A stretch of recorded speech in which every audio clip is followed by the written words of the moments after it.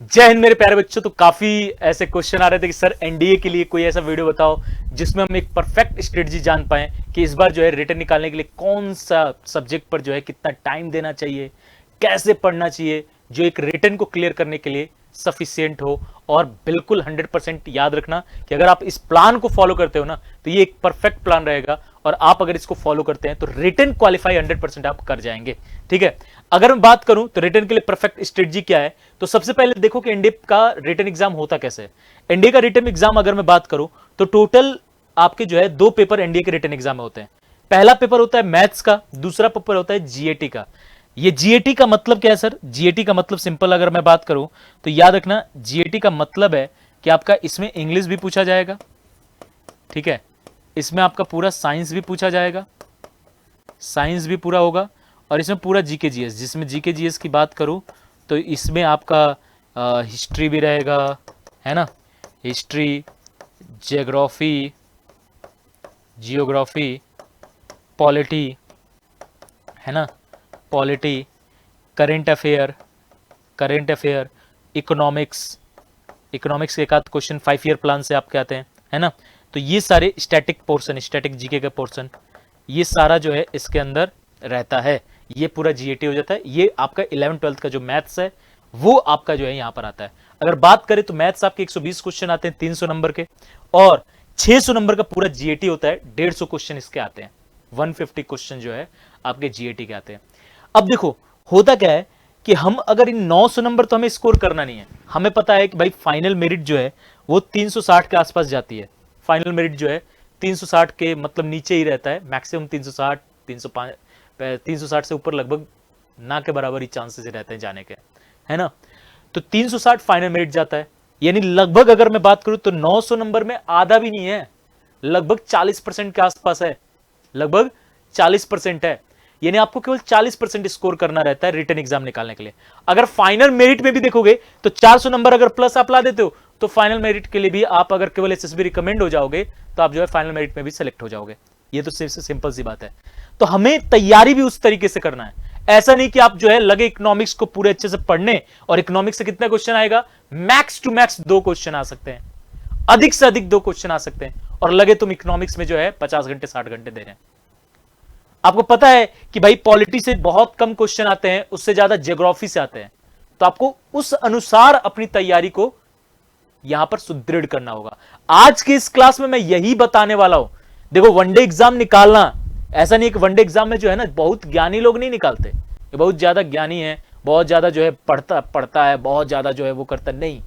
एक स्ट्रेटजी से चलने वाला ही बंदा हार्ड वर्क के साथ स्मार्ट वर्क अगर जुड़ जाए, हार्ड वर्क के साथ स्मार्ट वर्क अगर जुड़ जाए तो वो बच्चा इजीली सेलेक्ट हो सकता है। और आप हार्ड वर्क करते जा रहे हो, आपको पता ही नहीं है कि किसको कितना समय देना चाहिए, कौन से सब्जेक्ट पे कितना मेहनत करना चाहिए, तो फिर जो है कोई मतलब ही नहीं रहा। याद रखिएगा, इनमें याद रखना दोनों का सेक्शनल भी आपका कट ऑफ बनता है। इसका अगर आपको पता है कि एटलीस्ट 75 मार्क्स जो है आपको इसमें स्कोर करना होता है, कितना, 75 मार्क्स। तो ये भी ध्यान में आपको रखना है। मैथ्स में क्या है, सारे सेक्शन से लगभग लगभग बराबर क्वेश्चन आते हैं। ट्रिगो हुआ या प्रोबेबिलिटी हुई, मतलब ये जितना भी आपके सेक्शंस हुए, या फिर आपके इंटीग्रेशन वगैरह के सेक्शन जो है, या फिर आपके मैट्रिक्स वगैरह, डिटर्मिनेट वगैरह, ये सब जितने सेक्शंस हैं, मतलब लगभग लगभग मैथ्स में लगभग किसी में एक आध 2 क्वेश्चन एक्स्ट्रा, किसी में एक आध 2 क्वेश्चन कम आते हैं, लेकिन लगभग आपके टोटल बराबर ही क्वेश्चन आते हैं। आपको पता है कि 120 क्वेश्चन आना है। आप इनमें जो है टॉपिक वाइज जो जो आपके मेन मेन टॉपिक्स हैं उन पे कम से कम एटलीस्ट 80% टॉपिक पे आपको बहुत ज्यादा मेहनत करनी। बाकी कुछ अगर टॉपिक ऐसे होते हैं जिसको आपको दिक्कत होती है तो उन टॉपिक्स को पूरा अगर आप छोड़ भी देते हैं, आप 80% को बहुत अच्छे से तैयार कर लेते हैं, 90% को बहुत अच्छे से तैयार कर लेते हैं, बाकी टॉपिक्स को थोड़ा सा पढ़ लेते हैं, यानी इतना रख लेते हो कि हाँ क्वेश्चन अगर आ गया तो हम कर लें, तो आप जो है मैथ्स की अच्छे से तैयारी कर लोगे। इसमें जीएटी में बड़ा रोल अच्छा है। जीएटी में रोल क्या है सर? जीएटी में देखोगे तो मैंने आपको बोला कि पूरा का पूरा यहां पर इंग्लिश आ रहा है। इंग्लिश में आप देखोगे तो ये पूरा का पूरा जो है सेक्शन आपके सामने दिख रहे हैं। ये 2024 का आपका पेपर जो आपका हुआ था 01, इसमें अगर देखोगे तो पहले इस तरीके से 50 क्वेश्चन आते थे। अगर आप देखेंगे ये 2022 तक का, 2023 तक का ये ट्रेंड था। ये 2024 का ट्रेंड रहा जिसमें से काफी इंग्लिश के और भी टॉपिक्स को इसने कवर करना स्टार्ट किया। 2023 के सेकंड और 2024 के फर्स्ट में देखोगे तो पैसेज से भी क्वेश्चन आने लगे हैं। तो ये आपको देखना है कि टॉपिक वाइज जो है इंपॉर्टेंट क्या है ना। जैसे PQRS हुआ या एरर हुआ या फिर आपका इडियम फेजेस हुए या सिनोनिम्स हुए या एंटोनिम्स हुए। सिनोनिम एंटोनिम देखो हमेशा आ रहा है, तो इन टॉपिक्स को बहुत अच्छे से आपको तैयार करना है, ठीक है। या फिर आपके इधर देखोगे तो क्लोज टेस्ट और सेंटेंस कंप्लीटेशन, ये सारा जो है ये पूरा अगर देखोगे तो अच्छे तरीके से इस बार अगर आपका देखेंगे तो इंग्लिश में पूछ रहा है। तो ऐसे सब्जेक्ट वाइज जो है हमें देखोगे तो इंग्लिश के टॉपिक वाइज पे हमें वेटेज के अनुसार इस पर मेहनत करनी है। इसके अलावा साइंस में अगर बात करूं तो साइंस में पूरा अगर देखें तो 50 क्वेश्चन साइंस के आते हैं, इनमें से लगभग आधे क्वेश्चन जो है केवल और केवल फिजिक्स से आते हैं। केवल और केवल फिजिक्स से जो है पूरे के पूरे आधे क्वेश्चन यानी 25 क्वेश्चन जो है पूरा फिजिक्स से आता है, और केमिस्ट्री बायो मिलाकर आपके 25 क्वेश्चन होते हैं।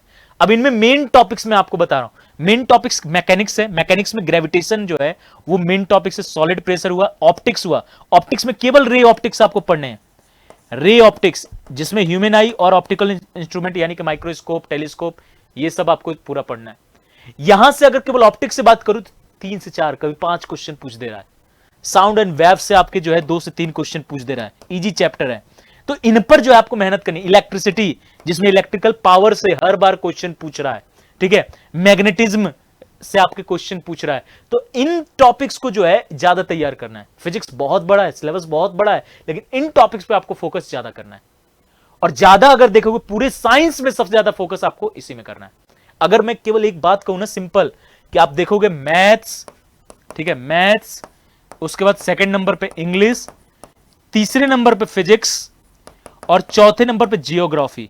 ये केवल इन 4 सब्जेक्ट का आप वेटेज देखोगे ना, 4 सब्जेक्ट का, तो मैथ्स आपके टोटल 300 नंबर के आते हैं, इंग्लिश टोटल आपका देखोगे तो 200 नंबर का आता है, फिजिक्स आपका 100 नंबर का आता है, और लगभग 80 नंबर के आसपास का जियोग्राफी आता है। इन्हीं का वेटेज अगर देखोगे तो 680 नंबर बनता है केवल। तो आपको वेटेज के हिसाब से ही मेहनत करनी है। अगर मैं बात करूं कि भाई उसमें भी सब टॉपिक पे क्या, अगर केमिस्ट्री पढ़ना है तो मेन टॉपिक क्या पढ़ना चाहिए हमें? मेन टॉपिक हमें basic chemistry, acid base and salt, carbon, important compounds जितने, ऑक्सीडेशन नंबर हुए, एटम हुए, इन टॉपिक्स पे ज्यादा फोकस करना है। अगर मैं बात करूं बायोलॉजी में आपको पढ़ना है तो ह्यूमन डिजीज से जो है क्वेश्चन 50 बार पूछ रहा है, ह्यूमन बॉडी से आपके क्वेश्चन बहुत पूछ रहा है, सेल टिश्यू से क्वेश्चन आपके बहुत बार पूछ रहा है। तो इन टॉपिक्स पे ज्यादा आपको फोकस करना है, इस बात को ध्यान में रखिएगा। अगर मैं बात करूं वही चीज, अगर मैं बात करूं जीके में, हिस्ट्री के अंदर बात करूं तो इंडियन हिस्ट्री में मॉडर्न हिस्ट्री का जो पार्ट है, मॉडर्न हिस्ट्री का पार्ट हमेशा ज्यादा पूछा है। तो अगर आप प्रैक्टिस करोगे सबसे ज्यादा तो किस में करोगे? मॉडर्न हिस्ट्री में करोगे। करना सबको है, लेकिन मेहनत सबसे ज्यादा किस पर करना है? मॉडर्न हिस्ट्री पर करना है। उसमें देखोगे तो आपके गांधी का एरा, या फिर 1857 का रिवॉल्यूशन हुआ, या आपके पार्टीशन हुए, इंडस वैली सिविलाइजेशन हुआ, ठीक है। ये सारे जो है मेन टॉपिक्स है। मुगल हुए।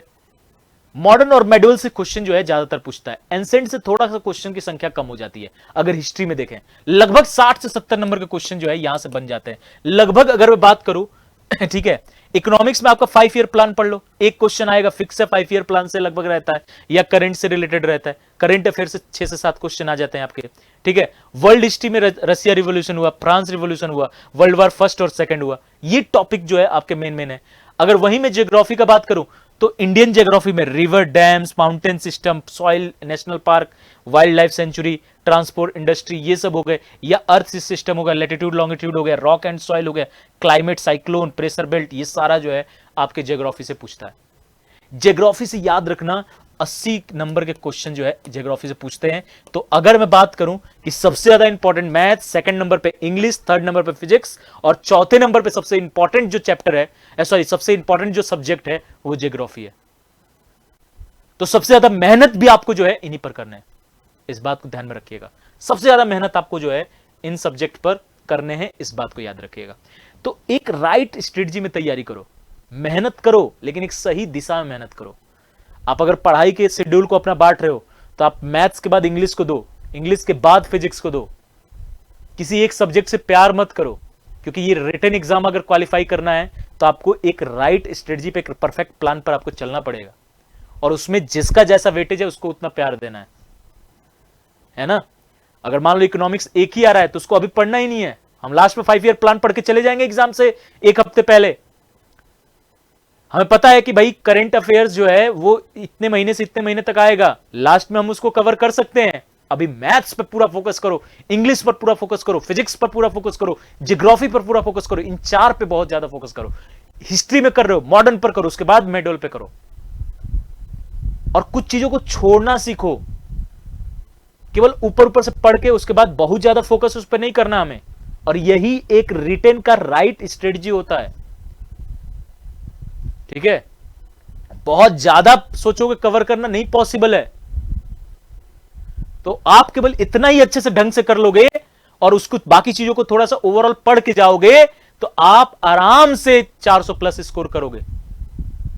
इस बात को ध्यान में रखिएगा। तो रिटर्न निकालना एनडीए के लिए इजी है अगर आप एक स्ट्रेटजी को फॉलो करते हैं तब, और रिटर्न निकालना मुश्किल है जब हर एक सब्जेक्ट पर आप जो है फोकस करना स्टार्ट कर देते हैं तब।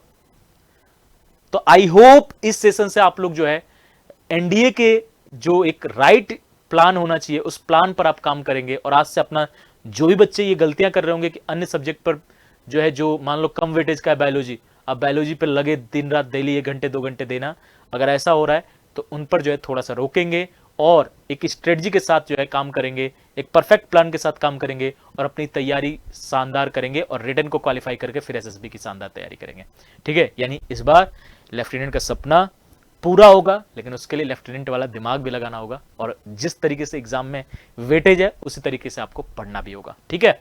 तो ये मैं सेशन इसीलिए लेकर आया था। और हाँ, अगर आप एनडीए की रिटन की अच्छे से तैयारी करना चाह रहे हैं तो अभी जितने भी हमारे ऑनलाइन कोर्सेज है, तो कल जो है आपको पता है कि 18 तारीख को जो है आपके कुमार गौरव सर का बर्थडे था, तो उनके अवसर पर जो है 18% की अतिरिक्त छूट दी जा रही है सभी कोर्सेज पर, डिफेंस के सभी कोर्सेज पर, उत्कर्ष के सभी कोर्सेज पर, सब पर जो है 18% की एक्स्ट्रा डिस्काउंट मिल रही है। उसके लिए आपको KG18 कूपन कोड लगाना पड़ेगा अप्लाई कूपन कोड की जगह पे, और आपको उत्कर्ष ऐप पर सारे कोर्सेज पे छूट मिल जाएगी। याद रखना ये आज ही तक ऑफर रहने वाला है, यानी ये 20 जुलाई तक ही ऑफर रहने वाला है और इसका लाभ उठाइए और एनडीए की शानदार, एयरफोर्स की शानदार, नेवी की शानदार, कोस्ट गार्ड की शानदार तैयारी हमारे साथ करिए। तो मेरे प्यारे बच्चों, आज के सेशन में इतना ही तक रखता हूं। और भी एनडीए से रिलेटेड जो भी इंफॉर्मेटिव इवेंट होंगे यानी इंफॉर्मेशन होंगे, वो सभी इंफॉर्मेशन जो है मैं आप तक लेकर आता रहूंगा और शानदार आपकी तैयारी होती रहेगी। आई होप इस वीडियो से आपने बहुत कुछ सीखा होगा और अब मेहनत जो है उसी राइट डायरेक्शन में करेंगे। जय हिंद, जय भारत।